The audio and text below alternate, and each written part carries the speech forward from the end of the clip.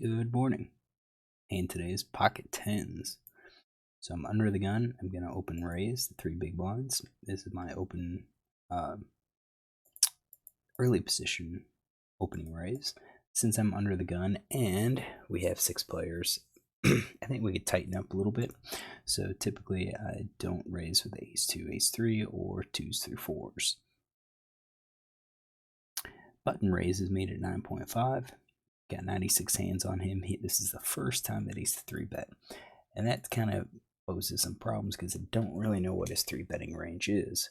So I think a somewhat tight 3-betting range is something like this: 9s plus, ace king, ace queen. I know some people kind of restrict it to queens plus, but I think we're going to probably start here because I think this is a likely scenario. He's playing 26-14, so it's possible that on his 35 hands where he's had a chance at 3-betting, he just hasn't really had a hand to 3-bet. So small sample sizes. He is ahead, so winning at this point. So I have to assume that he's making at least some decent plays, or maybe he's just been super lucky. Who knows? All right, so he raises, it's folded back to me, and I call. My calling range looks something like this. So calling with 10s, jacks, queens, calling with ace, queen, ace, king. Typically, I would have 4-bet with aces and kings, especially at this 10-0 game. So we take flop, and I flop trips, but it's all clubs. So at this point, I'm going to check. He bets about 25%, which I think is rather on the small side. Once he made that bet, I thought I'm probably ahead.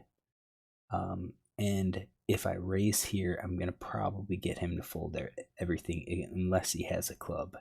So, I'm kind of thinking, well, I'm going to call just to kind of keep pot control because I don't want to raise it and then have him shove on me and have to dodge a club. So my thought was, well, I can call here. If a club comes, I can then reevaluate and possibly fold depending on what he bets. So I called. 3 clubs hit. Probably the suit was just bad for me. So I'm evaluating. I check. Well, surprise, villain 9 checks. So then I see a jack, and I probably should have bet here, but I didn't. I checked with the intention of check calling. Villain bet about 30%. I called, and we see the showdown.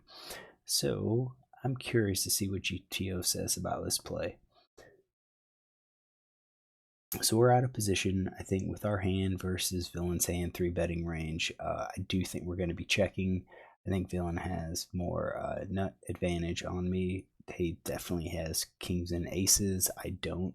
So I think this is a play where we're mostly going to be checking here. And then villain's going to be betting small percent, 58% of the time. If he's playing GTO, this is how he's playing it. So he bet, and then it's on me.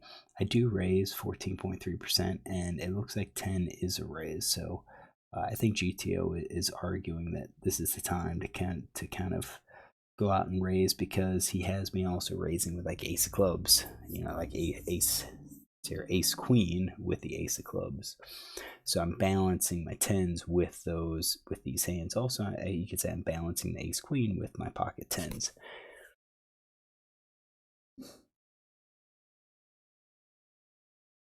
I could check sometimes, but I think overall I probably should have bet. That's what GTO is suggesting. So I called, and I checked. So basically checking everything here. There is some bets with ace queen, where if we had just check called, now we can lead out with the ace of clubs. We don't really have anything else to balance that. It's just we're gonna bet and hope maybe he views this as a bluff and raises us. But for most of our range, we just check, and villain's going to be checking about 50% of the time. Also, kind of a mixed strategy. So he did check, and then Jack of Diamonds comes out. Now, once he checks, you can see that tens and jacks just check. Ace King, Ace Queen. Definitely with these, we're bluffing there, and we're gonna balance it with queens. So I think my check is okay. Villain now bets 9.23, but yeah, about 30% or so. It's back on me, and it's just a call. So I think this is probably okay. I think GTO is strongly arguing that I should have just gone ahead and check raised with my trip tens here. So what did he show? He shows 8-6, which isn't even in his range. So it's gonna really change some stuff. So versus a normal player, if I bet or if he bets and I raise, what do I expect him to call with? So let's say he calls GTO, then I'm supposed to be betting large percentage of not a large percent, 42% of the time.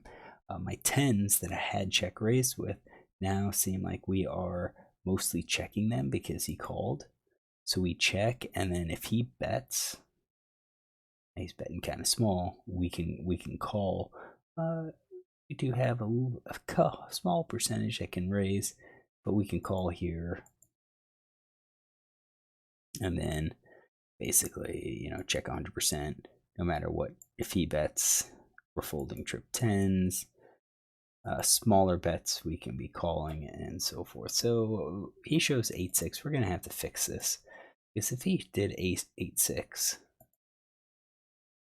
if he raised with 8-6, I would assume that he would be raising with other hands as well. So maybe he's actually making a play at me because I had been playing somewhat tight. I mean, maybe he's thinking that with my early position raising range that I'm folding too much. So we can add 8-6 in there. Would he be doing it with a bunch of hands? No, probably not. So let's just add the. Let's go back to here. Add the 8-6. Let's add these. Kind of mix it up. Let's add a 9-7. Let's say he's doing that as a bluff. Let's take these out and say he's going for value with like jacks plus, and then those. Let's build our tree. We'll run it, and we will be back. All right, we are back. So we have slightly higher betting range here. We could definitely start to lead if we think he's going to be betting. 3-betting as a bluff. At the time I didn't, so as a player has a little bit more 3-bet bluffs in his range, we could lead here. If we lead, what hands do we think he's going to be calling? 8-6. 8-6 is going to have to call. 9-7's calling. Those are the gut shots. Ace-5, Ace-4 would fold. So let's say we bet and he calls. We get the 3 clubs. Looks like we are then betting most of the time.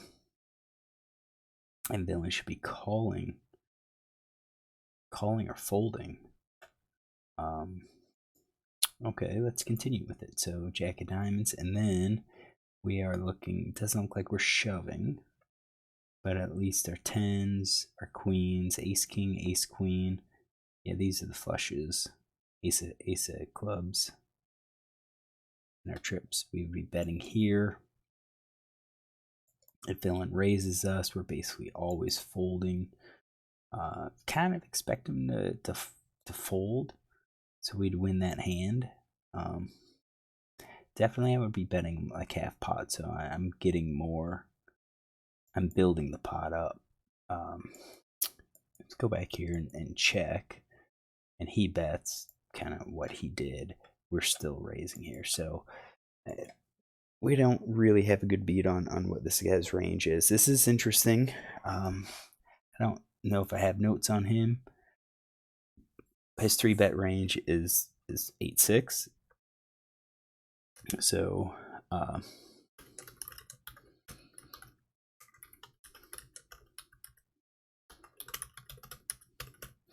We'll add some notes here. 3-bet on 3-bet to 9.5 on button versus my under the gun raise. I think it's important to kind of say 6-handed.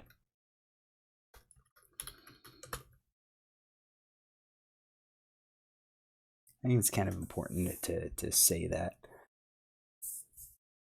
because he could play differently if it was a full ring game. But I think, as is, I think a big part of this hand, or at least the GTO solve, was that I needed to be raising this. I needed to be aggressive on the turn. Yeah, he probably would have folded, but that's okay, because if we think about some of the other hands that he could have, he would be calling those. So if I check here and he bets and I raise, he's going to be calling with queens, kings, and aces, and he could have, quite a few, 18 combos of these, because none of them are out there. And I think that's what we're targeting. We're targeting those. So if he calls, then we're betting, somewhat betting, checking if he bets, and probably if he bets bigger, I'm sure we're going to be calling here. It would suck to face it. It's going to be tough to actually call, but I think the proper play would be to call. All right, hopefully you enjoyed this hand. If you did, look tomorrow for another.